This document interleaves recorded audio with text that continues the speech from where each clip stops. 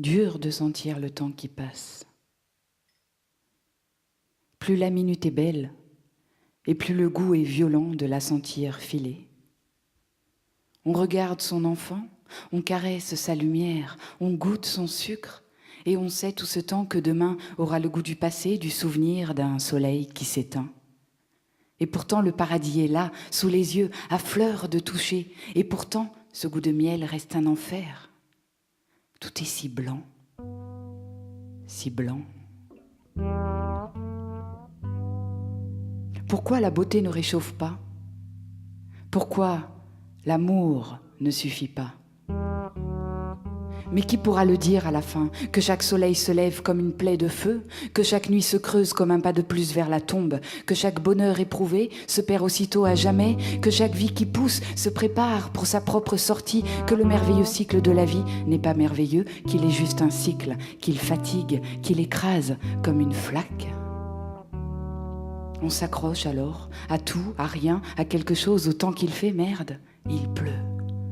Demain, il fera froid, sec mais soleil. On remplit les cases, méthodiquement, de nos cervelles. Ne rien laisser vide, ne rien laisser au hasard. Pas de case vide où l'ombre s'installe. On range les courses, le dîner, les prochaines vacances. On range les cadeaux de Noël, coup de fil à France Télécom, une bonne enchère sur eBay. On remplit à ras, à bord. Pas de case vide où le doute se balade. Laver la voiture, une bonne engueulade. Écrire un mot à la maîtresse, trop de devoirs. On range, on s'occupe les méninges. On les accroche comme du linge.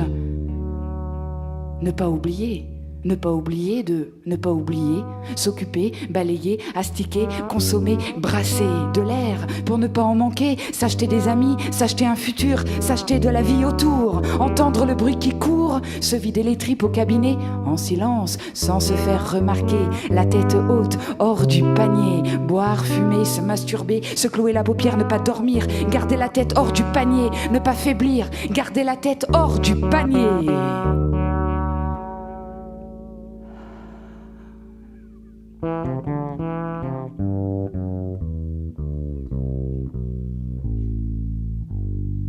Demain, c'est jeudi, c'est bien. C'est qu'après, il y a vendredi. Et après, et après, et après. Pas de case vide. Et après, on le sait bien. Et après, c'est Noël. Et après, la nouvelle année. Et après, la nouvelle saison. Et après, un gîte à la mer. Remplir les cases. Et après, l'espoir d'y arriver. À quoi? Remplir les cases. Et après, faire mieux, se bonifier, gagner du terrain. Et après, toujours voir son enfant, toucher sa lumière, goûter son sucre 30 ans plus tard. Le souvenir du soleil éteint. Et le sucre qui a changé de goût. Et la lumière qui brûle toujours. Et après, plus de place, ça s'entasse, les cases débordent, ranger encore, ne jamais s'arrêter, garder la tête hors du panier, et le pied toujours plus profond dans le trou, et l'enfant où est-il? Et le sucre a fondu, et après, arroser ses plantes, les regarder pousser, le dos courbé, les mains fêlées, la culotte mouillée par trop d'années qui s'écoulent, ça déborde, ça dégorge, ça refoule. Plus de place, plus de force, plus de bruit qui court, c'est sourd. C'est sec, c'est si petit tout à coup, et le monde est si grand. C'est plus qu'une poussière et l'enfant marche dessus. Il ne la voit même pas, trop occupé à ranger, à remplir ses cases pour garder sa tête hors du panier.